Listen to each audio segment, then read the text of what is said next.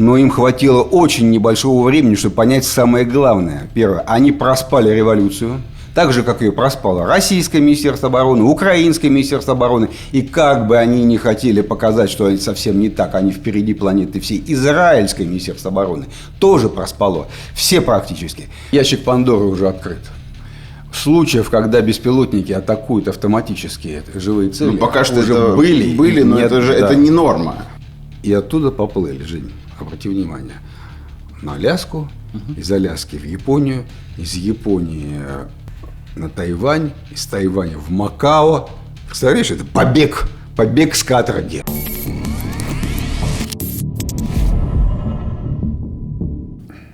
Доброе утро всем. С вами снова Ширяев.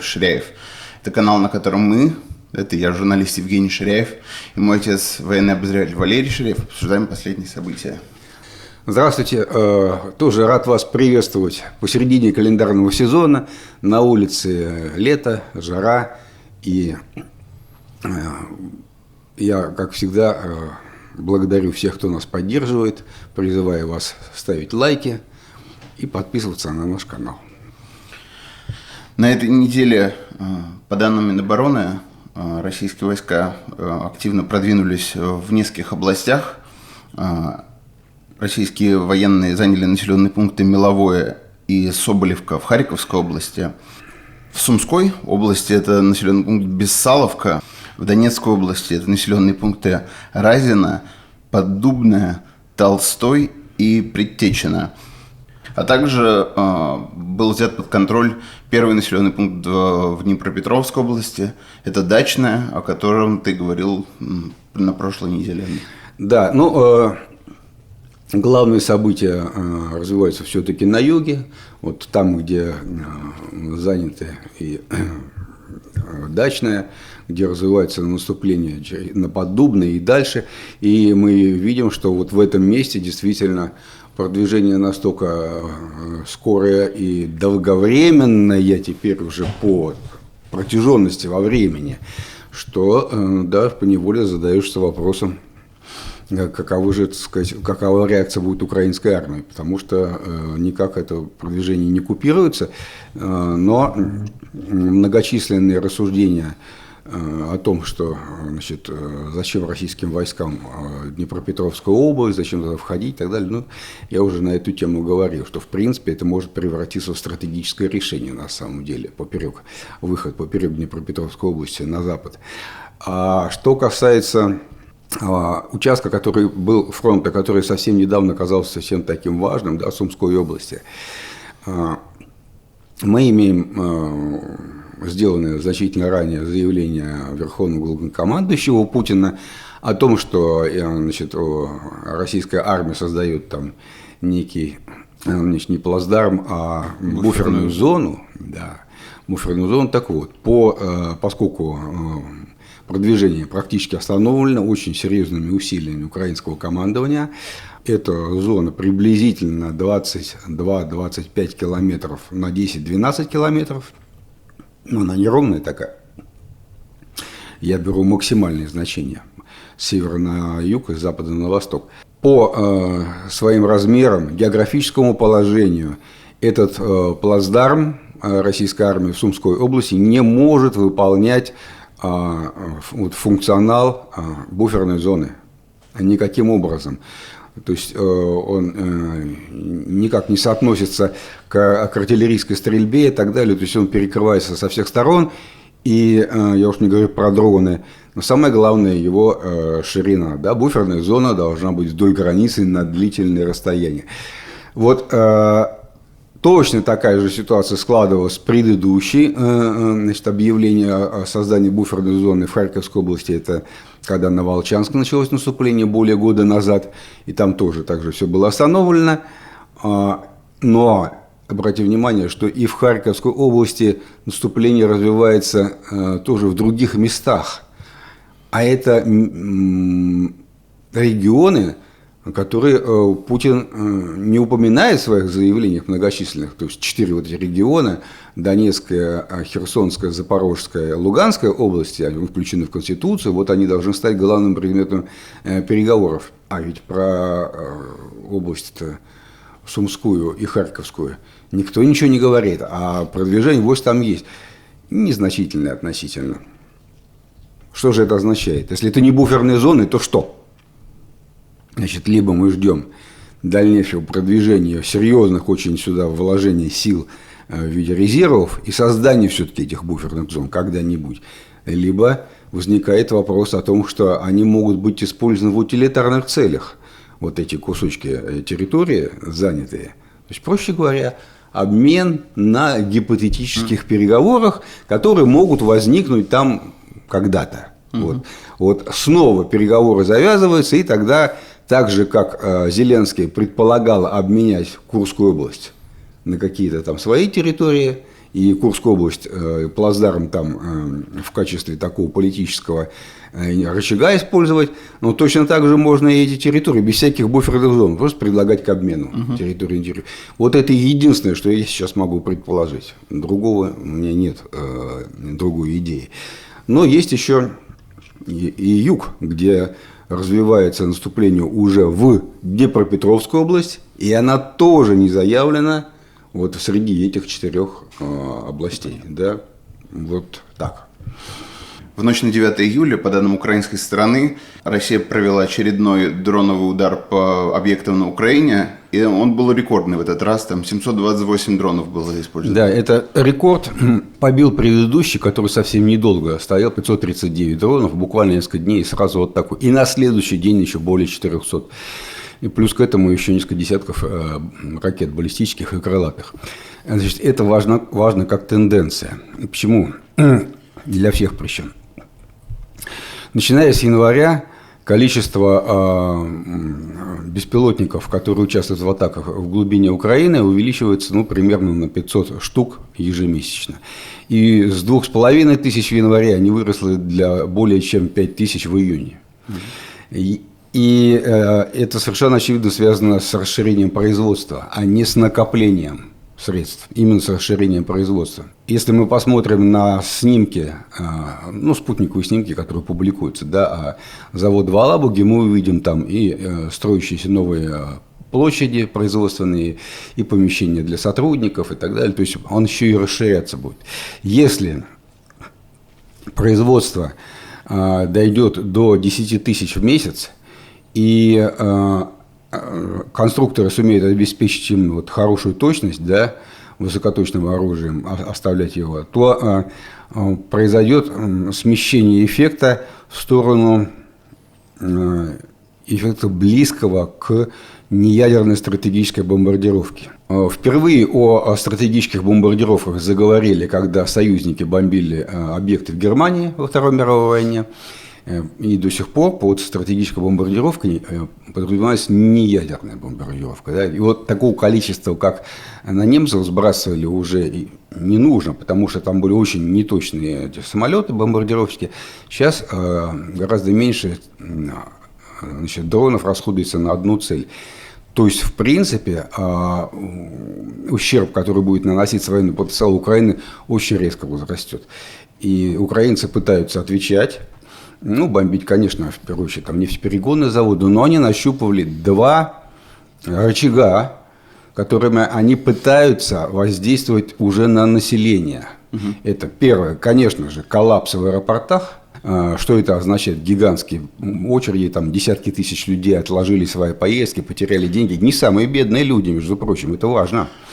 И второе, за июнь месяц на территории России отключение мобильного интернета произошло больше, чем, причем в 2 раза больше, чем на всем земном шаре в прошлом году, в 2024 году. Это как раз-таки метод борьбы, в том числе с такими коллапсами в аэропортах. Да. Это то, что делают гражданские власти, то, что от них, наверное, требуют. Гражданские по согласованию с военными. Вот это второй рычаг, очень важный. Это действует на всех. Вот буквально на всех. То есть, создать людям неудобства, заставить их понять, что они тоже включены в военные действия, но несопоставимые эффекты, конечно. Вот тот, близкий по эффекту к стратегическим бомбардировщикам налета на Украину, и вот эти вот ответы, конечно, несопоставимы.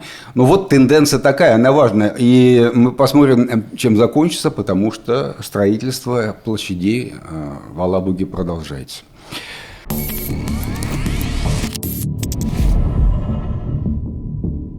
Ну вот что касается дронов, накануне министр обороны США Пит Хексет объявил о подписании меморандума о разблокировке дронового производства США. Такое лихое название.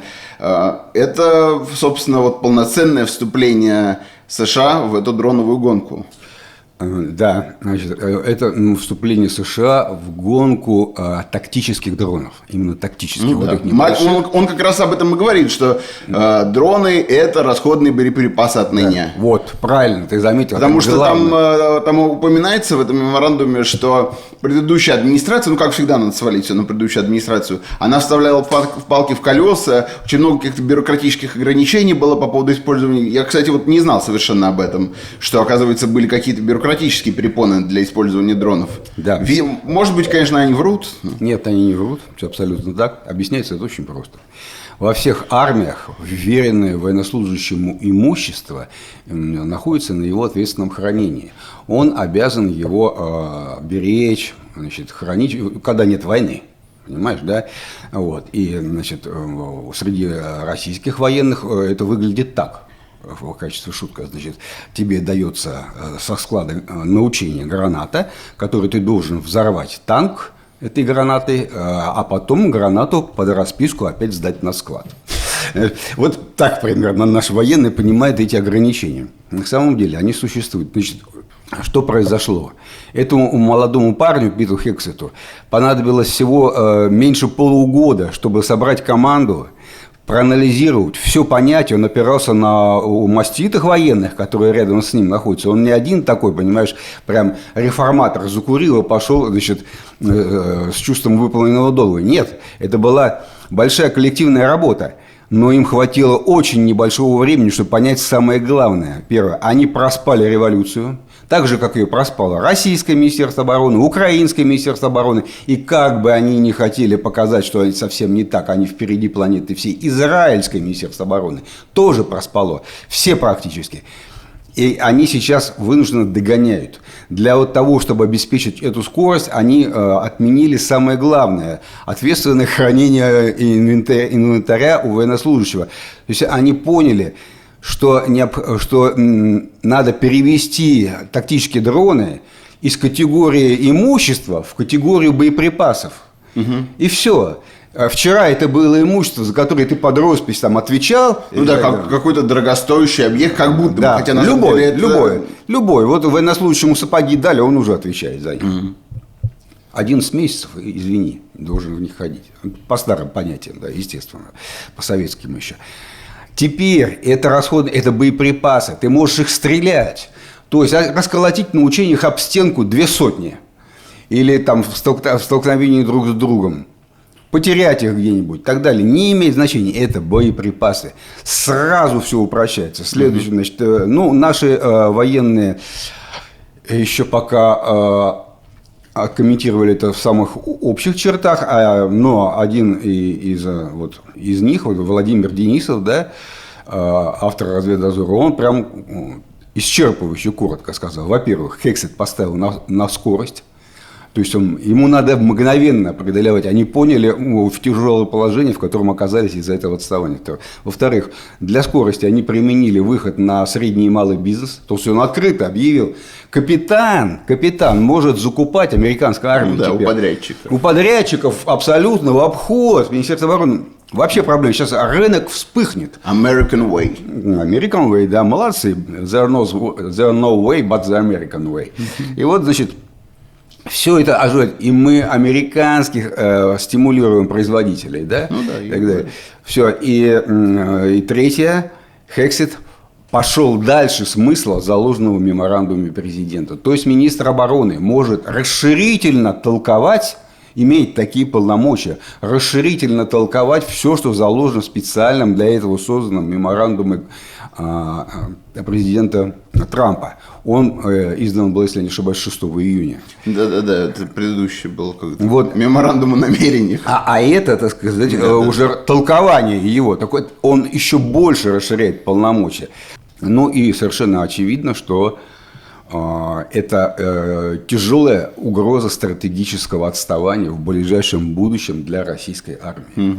Потому что они намного богаче. Они могут Женя, догнать. Нет. Нет? Нет. Китай тоже богатый.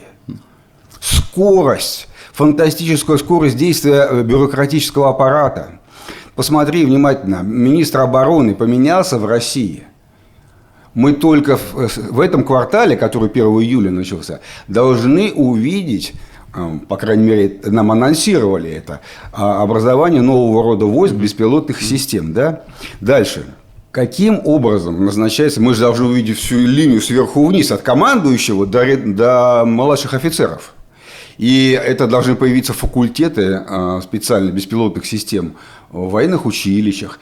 Мы получили на руки оружие, которого никогда не было, и на него никому не учили. Никого не учили на это оружие. Не было училищ там. Вот по танкам, по артиллерии, по самолетам были, а по беспилотникам не было. И вот в одночасье это должно все появиться. Есть два способа набрать командный состав. Первый способ. Неважно, какой у тебя погон. Главное, ты снизу прошел эту лесенку и знаешь, использование дронов, знаешь, как это устроено, и свой опыт переносишь на командную должность. Второй способ. У тебя есть сетка должностей, у тебя есть генеральские должности, полковничьи, и ты начинаешь выбирать. Так, а какого бы нам генерала посадить вот на эту должность? Там, начальник всех дронов, предположим, корпуса там, или дивизии. И ты ищешь не среди тех, кто знает, а среди тех, у кого соответствующие погоны. Знаешь, на что это похоже больше всего? Это похоже на приоритет дворянской фамилии на назначение на должности в силу его древности рода.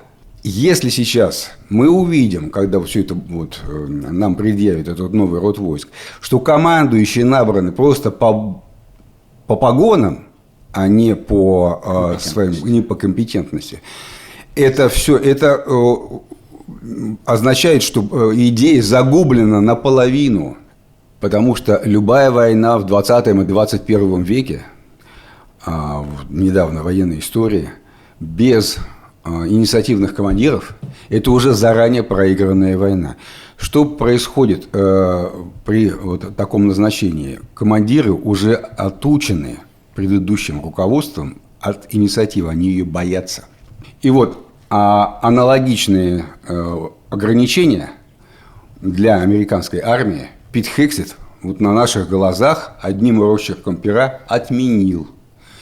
И теперь американская армия начинает разгон.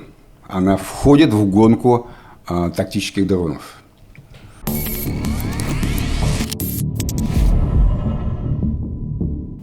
Слушай, и вот буквально за день до этого в авторитетнейшем издании «Политику» выходит материал бывшего заместителя министра обороны, заместителя госсекретаря, это было в администрации Джорджа Буша-младшего еще, то есть такой, возможно, ястреб войны, в котором он описал, что дроновое превосходство закончилось. Это заголовок такой. То есть тоже очень прям громкие. Они любят про дроны, видимо, название делать.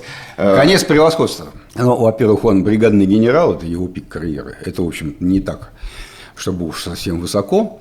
Но главный возраст и его личный опыт жизненный, который он не может превозмочь. По моей просьбе один из военных наших обратился к маститому такому специалисту по артиллерии и спросил совсем недавно: послушай, ну вот, коль скоро вопрос о танках так встал остро, что мы их, судя по всему, уже не будем использовать, да, на поле боя, ну, по крайней мере, так, как раньше, все изменилось. Но ведь встают вопросы про артиллерию.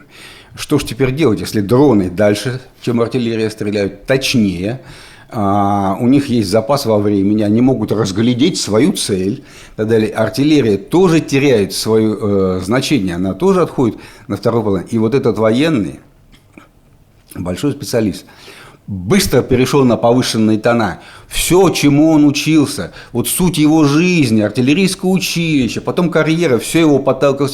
Ты изменник Родины, ты против артиллерии. Он не может смириться с мыслью, что целая отрасль военная вдруг теряет свое значение, да, уходит на второй план. И все то, чему ему учили, и с чем он всю свою жизнь прожил.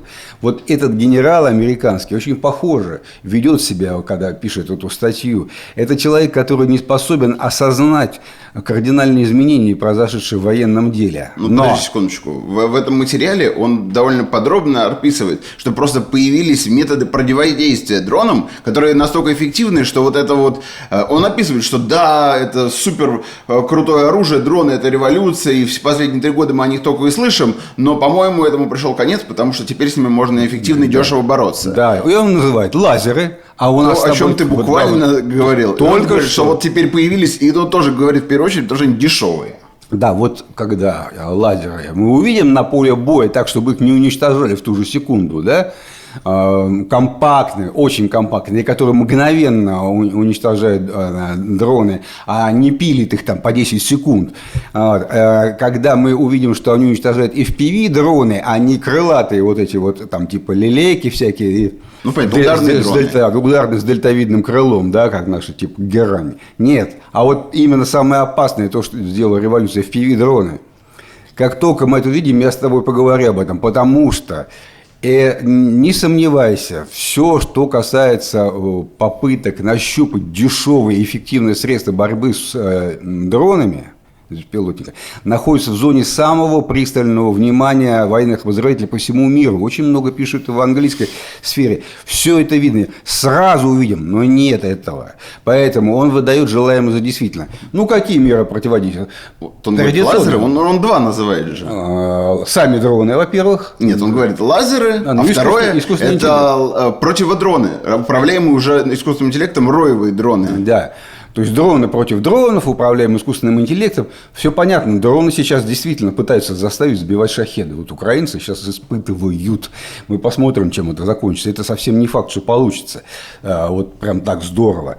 Но если получится, начнутся изменения шахедов. То есть это взаимное такое движение, понимаешь, сказать, совершенствование оружия, когда противооружие. Противооружие дороже всегда. Да, совершенно точно.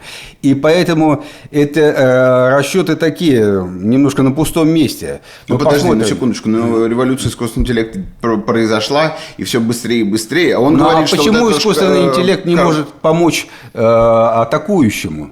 Так в том-то и дело, что это ящик Пандоры. Он прямо на серьезе предлагает, что все, пора уже использовать искусственный интеллект для того, чтобы бороться с дронами, не используя человека. В таком случае, действительно, а что мешает атакующему дрону использовать? Конечно, искусственный интеллект будет работать на обе стороны. И на атакующих, и на защищающих. Тут есть аргумент, потому что давать разрешение искусственному интеллекту убивать живые цели – это один порог, как бы, да, недопустимый. А другое дело – просто разрешить искусственному интеллекту сбивать бездушные машины, маленькие дроны. Это все-таки гораздо более приемлемая вещь. Ящик Пандоры уже открыт.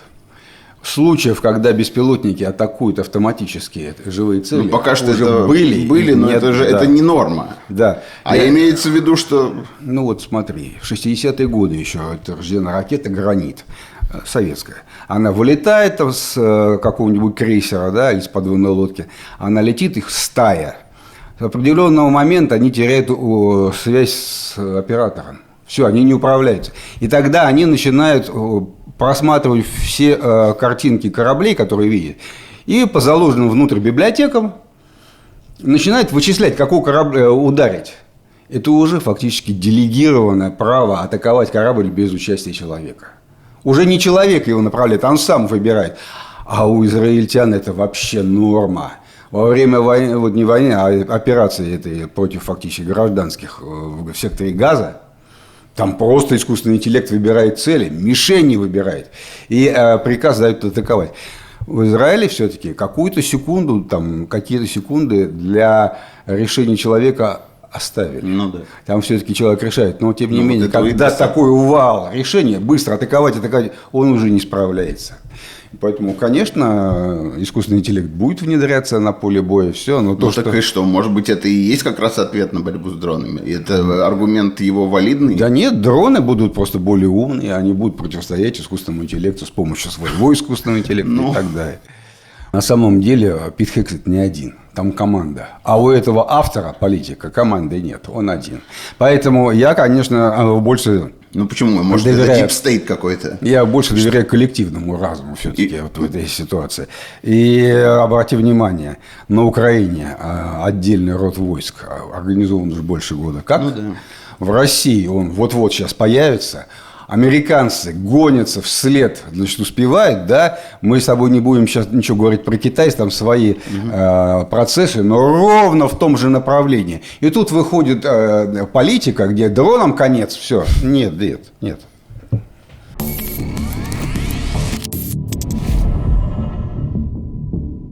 За неделю, как выяснилось, хуситы уничтожили 2 торговых корабля греческих.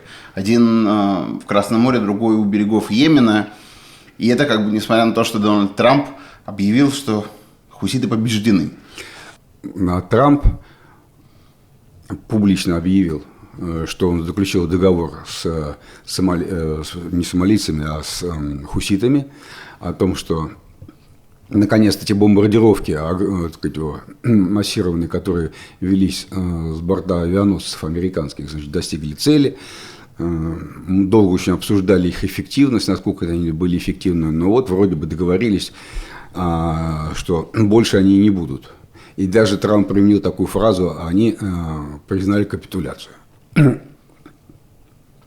И вот вдруг неожиданно все возвращается не то что на круги своя, а еще хуже становится. Потому что, когда гибель 2 кораблей, страховые компании неизбежно поднимут свои тарифы для всех кораблей, идущих через Суэцкий канал, а вовсе не для тех, там, которые греческие или там везут обязательно в Израиль какие-то грузы. Это очень серьезное изменение обстановки в мировом судоходстве.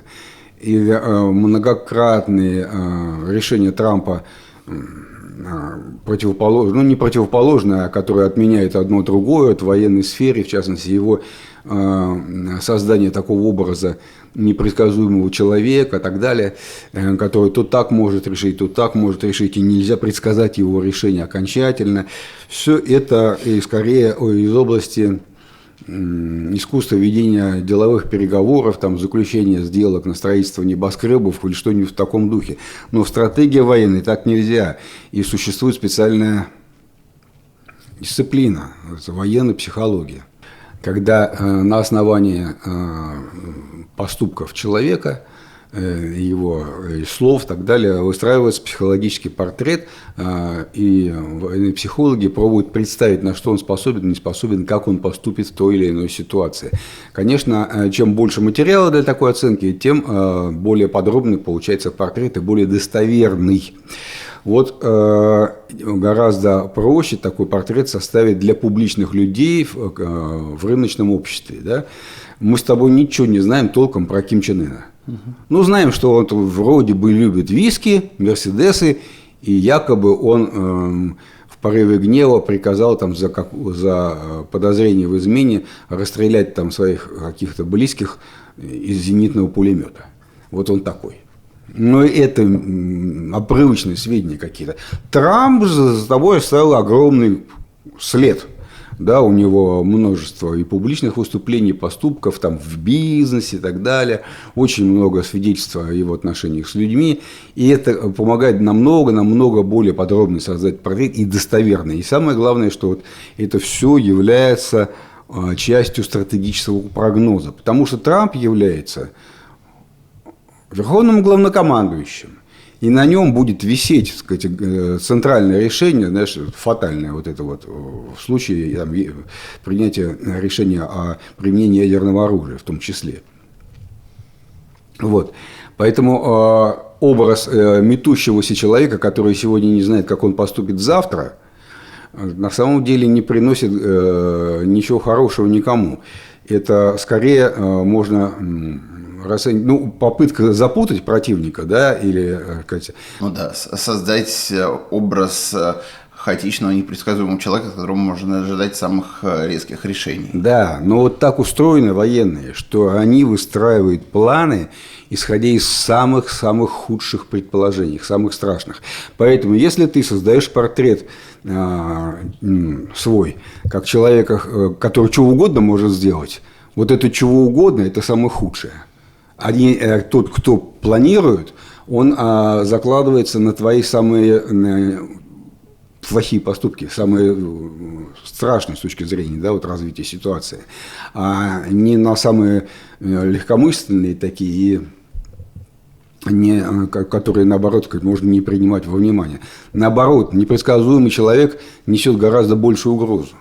Намного большую угрозу. Вот, поэтому с точки зрения именно стратегии, в военном смысле, да, и недаром существуют целые коллективы, которые справки вот такие вот пишут по верховному главнокомандующему противника, на что он способен, на что он не способен. Вот, на самом деле, вот, с точки зрения военной стратегии, эту ситуацию только ухудшает.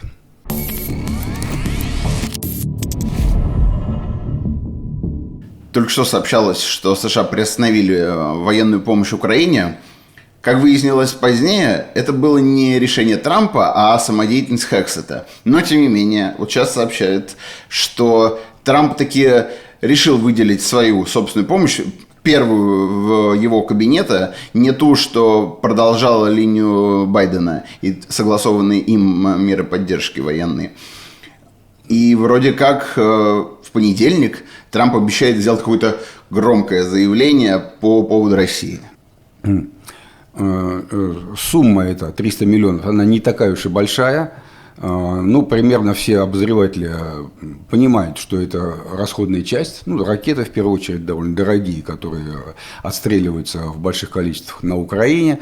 Вот. Но, в принципе, я не верю, что это такая игра в доброго и злого полицейского, что вроде как Пит Хексет, плохой, все заблокировал, а Трамп хороший, все вернул назад. Нет, я думаю, это прямо вот проявление его такой метущейся натуры, его склонности к изменению точки зрения, и быстро, и вместе с этим он меняет и решения свои. Но, в общем, это все-таки небольшая партия, пока что. Конечно, очень большая часть политиков, в том числе либеральные журналисты, они все ждут сейчас, что вот Трамп наконец изменит свое мнение полностью. И это мы сейчас видим, вот этот поворот. Вот в этом отмене мы сейчас видим, провозвестника новой эры тотальной поддержки Украины, возвращение байденовской политики, на самом деле. Посмотрим, потому что Трамп настолько действительно непредсказуемый, что, я думаю, разочаруются и консерваторы, и либералы одновременно от него. Я пока просто смотрю, что произойдет. 300 тысяч в Москве, как быстро они израсходуются, и что будет дальше. Потому что глобальная проблема – перерасход оружия. Никуда не ушла. Глобальная проблема номер 2 – высокая стоимость единицы оружия. Никуда не ушла. И проблема номер 3 – это дефицит бюджета, при том, что $1 триллион выделен на военные нужды, никуда не ушла. Вот. И из-за этого стремление Байдена, и стремление Трампа переложить всю эту финансовую нагрузку на плечи Европы, он постоянно это демонстрирует, она, мне кажется, так и останется. Он так и будет пытаться дальше, вынудить европейцев платить за это все. Я вот этот пакет 300 миллионов рассматриваю как некий психологический трюк, который описан в народной истории про Ванькин рубль. Когда Ванька своим друзьям на ярмарке задал загадку, у которой нет ответа, и попросил всех, кто ответа не знает, положить рубль в шапку ему. Все положили и спросили: ну, теперь ты расскажи нам, что это такое? Ответ. И он сказал: да что же не знаю, я тоже рубль кладу. И в эту шапку положил свой рубль и забрал. Вот примерно так президент Трамп сейчас вот эти 300 миллионов все презентовал. Видите, я вместе с вами. Пока он не презентовал. Да, я вместе с вами, я тоже несу расходы. Так далее. А все остальные там миллиарды должны класть европейцы. Вот мне кажется, как-то вот так это больше выглядит. Конечно, предположение, но похоже на правду.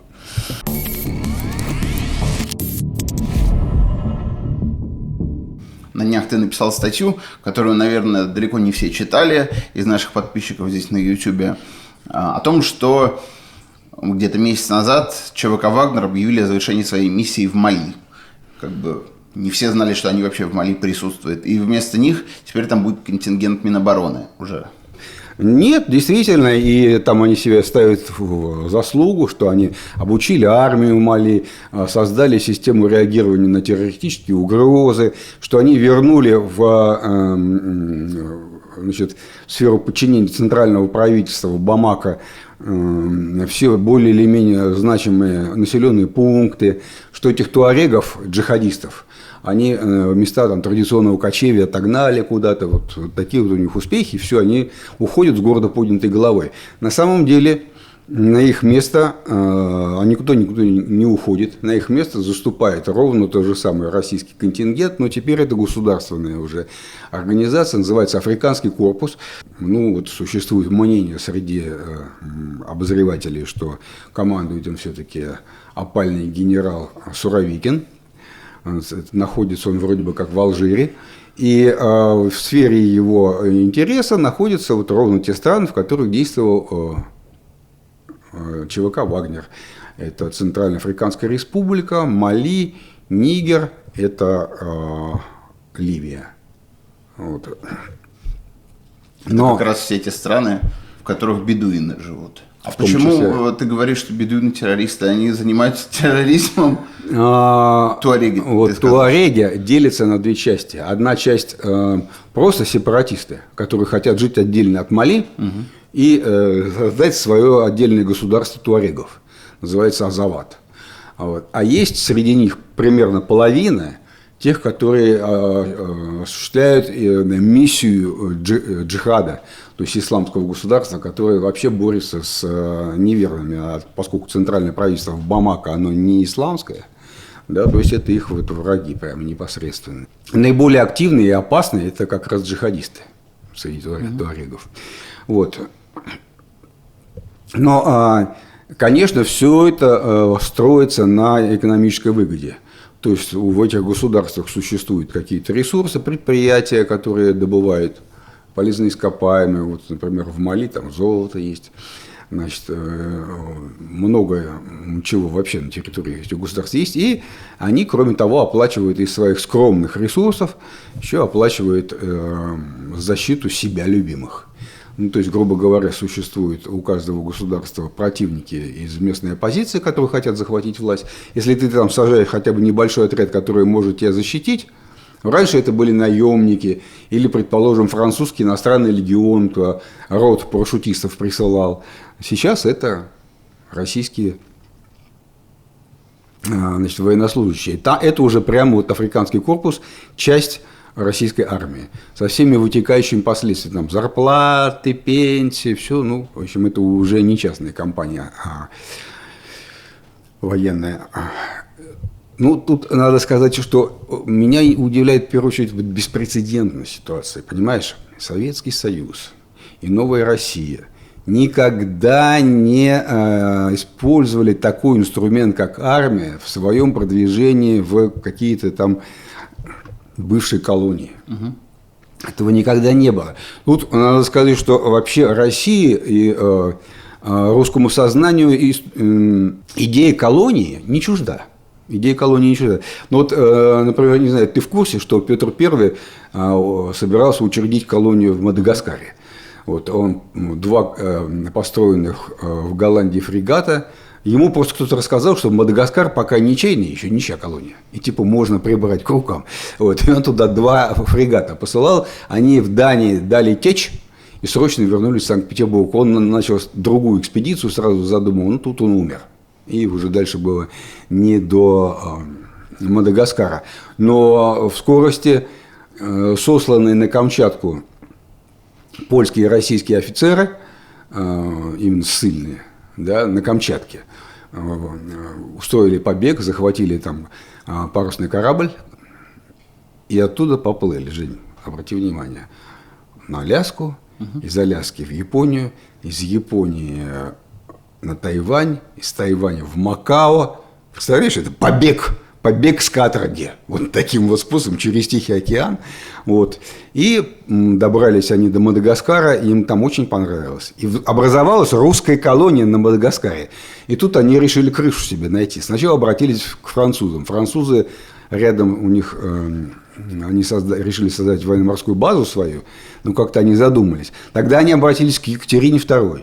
Сказали: матушка, вот возьми нас под свою руку, пусть Мадагаскар будет российской колонией.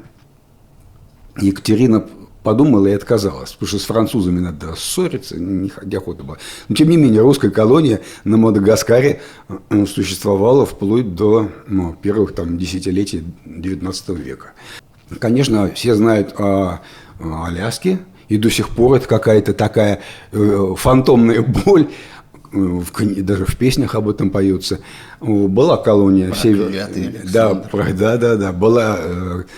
Существовала колония, ну, сравнительно небольшой срок, там, лет 30-40 в Северной Калифорнии.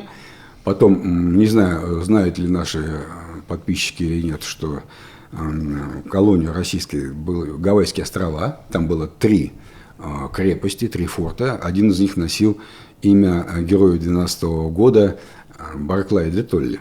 Это называл Форт де Толли. Там российско-американская компания печатала золотой дублон. Она имела право печатать деньги, издавать. Ну, по дальнейшему, англичане все это дело уговорили отдать американцам. Но вообще, в принципе, вот из-за всего вот этого вот периода, когда российские колонии кратковременно возникали там в разных местах, да, очень просили взять под свое крыло нас еще индонезийские эти самые султаны тоже, когда их там начали прижимать. В общем, в результате, да, в Индонезии русской колонии это вообще бред. Но, тем не менее, такие планы были. И вот вся эта деятельность, она привела к тому, что вообще-то идея колонии, тем более такой дальней и долгосрочной колонии, как Аляска, она уху русского интеллигента не чужда. И вот, например, Юрий Висбор, известный бард, наш «Солнышко лесное», написал в свое время замечательную песню «Мадагаскар». «Осторожней, друг, ведь никто из нас не был в таинственной стране Мадагаскар». Там тяжелые и острые стрелы у жителей страны Мадагаскар, сними с плеча свой верный карабин. То есть это песня в стиле Киплинга, это как бы романтика колониальных захватов, романтика новая. И ты знаешь, этому очень соответствуют, предположим, многие стихи мужа Анны Ахматовой, которого большевики, естественно, расстреляли. Николай Гумилев, он тоже восхищался разнообразием мира, Африкой, где путешествовал много и так далее. Все это было включено вот в русское сознание, поэтому сама идея колонии, она была не чужда как бы уму русского интеллигента в царской империи и в Советском Союзе. Конечно, и все-таки никогда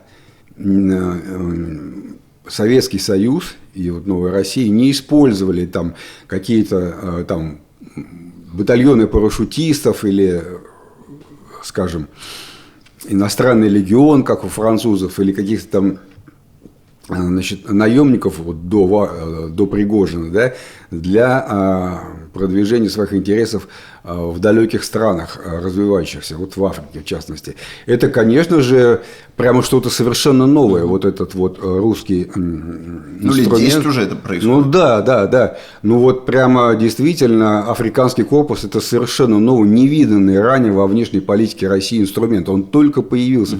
Насколько будет он эффективен, значит, посмотрим. Рано сейчас оценивать. Но, судя по тому, что он полностью занял все те ареалы, которые раньше обслуживал ЧВК «Вагнер», решили не отказываться от этих, ну, назовем их достижений. Да? Я не знаю, достижение ли это, но вот в мировой политике международной возник вот такой феномен, да, африканский корпус, и с ним будут считаться в будущем и другие страны тоже.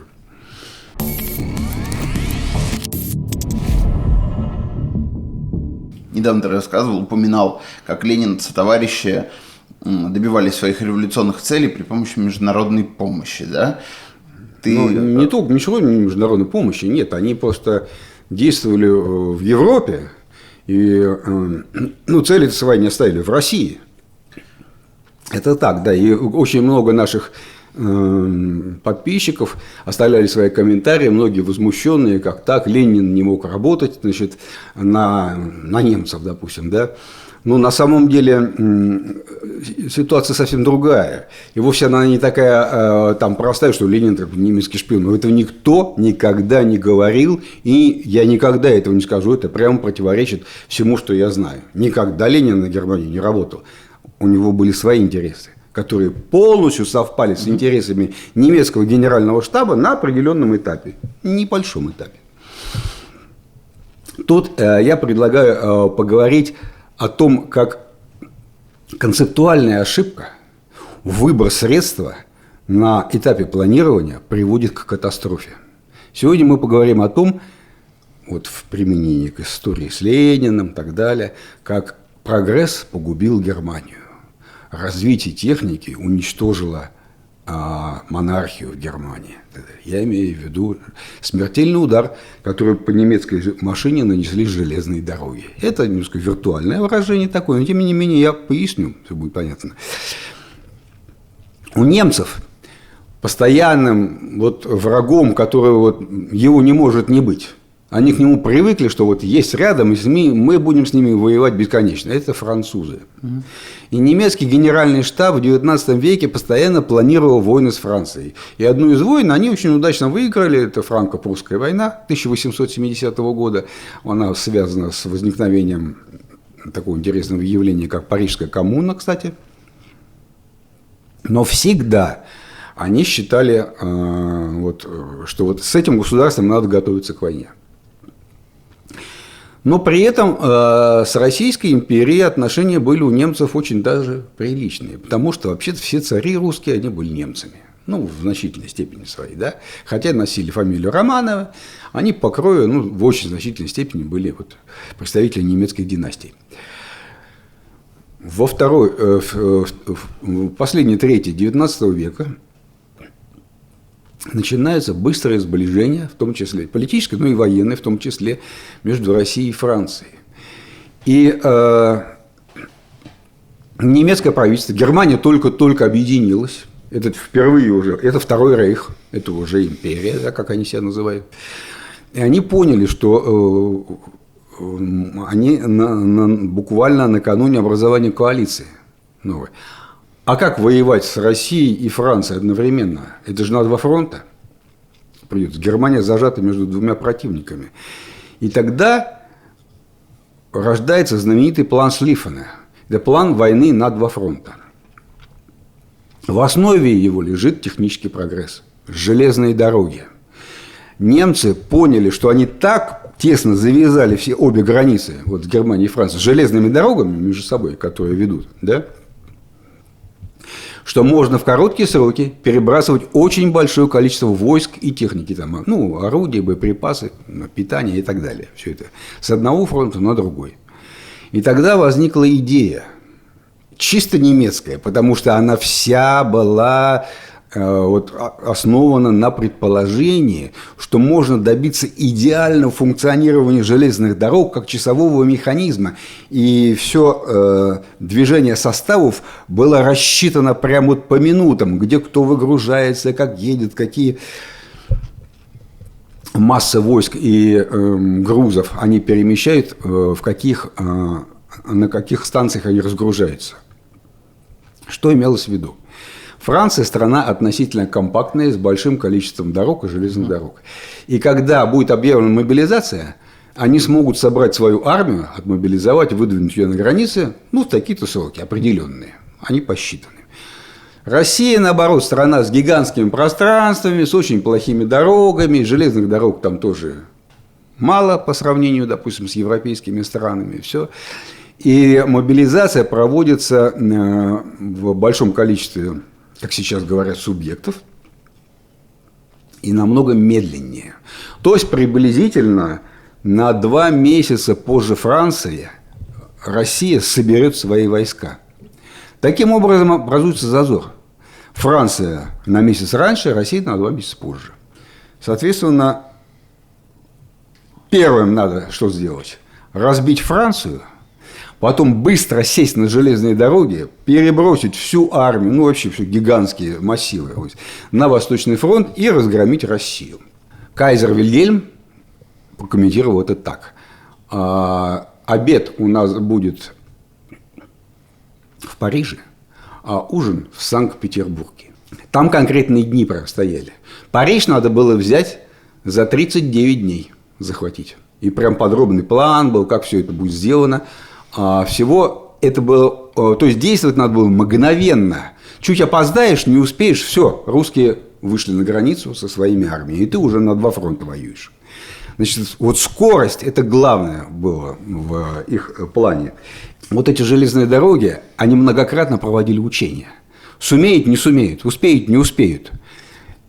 Этот план развивался в течение нескольких, по крайней мере, 20 лет. И в окончательном виде он был сдан в 1905 году. Представляешь, за 10 лет до начала Первой мировой войны уже этот план, был готов. И они ошиблись. Выяснилось, что невозможно так предсказать все, так точно все организовать, что все звезды так сошлись, что ты разгромил французов за 39 дней строго и занял Париж. Кстати говоря, в будущей войне, во Второй мировой, Гитлер выполнил этот план. Он разгромил именно за 40 дней, так называлась 40-дневная война, союзников, англичан и французов на Западном фронте. Без всякого вмешательства всех остальных, он разгромил очень быстро. За 40 дней он выполнил план Шлиффена прям день в день почти что. Вот как. Но тогда это не получилось. Случилось поражение на Марне, то есть русские раньше времени мобилизовались, так как от них не ждали. И началось наступление корпуса Самсонова в Восточной Пруссии. И Мольтке-младший, командующий, вынужден был, взял и перебросил раньше времени войска с Западного фронта на Восточный для того, чтобы не пустить их в Восточную Пруссию. Мог, кстати, этого и не делать, как потом уже выяснилось. Но он это сделал. И из-за того, что эта строгая, механическая такая картина была нарушена, началось... сползание очень быстрое в позиционную войну. И все. Пролегли окопы, началось фактически в условиях стоячего фронта действия. Вот ровно то, что сейчас скорее мы видим на Украине. Никаких быстрых подвижек, а тогда мобильная война закончилась очень быстро. И все, Германия была вынуждена сражаться на 2 фронта. А это уже совсем другая картина. У нее был союзник, конечно, достаточно сильный, австро-венгерская монархия, которая нам оставила великую книгу о Первой мировой войне, я имею в виду «Приключения бравого солдата Швейка», любимой книгой моего тестя и меня, и моя тоже. Замечательно описывает все, что там было. А в результате Германия стала проигрывать. И в этот момент очень тяжелая нагрузка легла и на русскую экономику Российской империи, и на простой народ, который был мобилизован миллионами. И вдруг выяснилось, что гибнут миллионы на фронте. То есть крестьяне в тот момент, когда надо идти пахать, сеять, назад не возвращаются. Никакой быстрой войны не получилось. И стало понятно, что и царское правительство тоже не готово к войне. И тоже Россия, превозмогая все, последние силы выкладывает. вот в этот момент большевики и приняли решение. Главным их проводником этой идеи был Владимир Ильич Ленин. Надо превратить империалистическую войну, как они называли, мировую войну, в войну против собственного правительства. Мы будем выступать за поражение России. Россия понесет поражение, царское правительство слетит, и мы возьмем власть уже в стране, а там дальше разберемся. И вот истощающая свои силы Германия вдруг видит, что какая-то политическая сила в России настаивает на том, чтобы Россия понесла поражение в стране. Это теория, не теория, а партийная стратегия, полностью изложена в работе Ленина о превращении империалистической войны в гражданскую, была издана, по-моему, в газете «Социал-демократ» в Швейцарии. Ее легко очень найти, эту статью полностью всю прочитать. Там он прям подробно описывает, как надо сделать так, чтобы Россия потерпела поражение. Это одним из инструментов этой политики, агитация на фронте, где, крестьянам, бывшим в солдатских шинелях, объясняли, что это не их война, что надо возвращаться домой и так далее. В общем, из-за всех страданий народа и на фронте, и большой гибели, и еще и добавили эти агитаторы социал-демократов. В общем, по большому счету, у Ленина-то все получилось. И, конечно же, любой нормальный военный за такую возможность ухватится. Вот ты бы сам узнал, что у твоего противника есть какой-то политик, который поставил своей задачей поражение его государства. Конечно, они уцепились двумя руками и позволили Ленину переехать в Россию через свою территорию. Конечно, Ленин никогда не был немецким шпионом. Он просто объявил, что будет бороться за поражение России в этой войне, и все. И он довел это до конца. Все получилось так, как Ленин запланировал на самом деле. Россия потерпела поражение, в ней разразилась революция, большевики, в конце концов, захватили власть.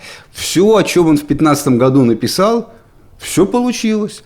Да, и потом Генеральный штаб Германии понес поражение, невзирая на то, что у него фактически целое государство, Россия, в 1917 году выпало из Антанты. Антанта осталась без России. И тем не менее немцы все равно потерпели поражение, потому что уже были настолько истощены этой войной на два фронта. Они не выдержали. Даже уже такое вроде как большая политическая удача, как отказ России от участия в войне, все равно им не помогла. В результате что? В Германии разразилась революция, кайзера свергли, все, конец. Германия проиграла. Но, в общем, по большому счету, тому, что там разразилась революция, помогла революция в России. Вот. И здесь я не вижу никаких противоречий. Никаких. Абсолютно часто так бывает, что политическая позиция какой-то силы может совпасть на какой-то короткий период с планами противника. Вполне. Вот мы говорили с тобой про Иран. Там есть люди, которые вспоминают о шахских временах и категорически не приемлют аятоллу. Они фактически являются союзниками Израиля, как ни крути.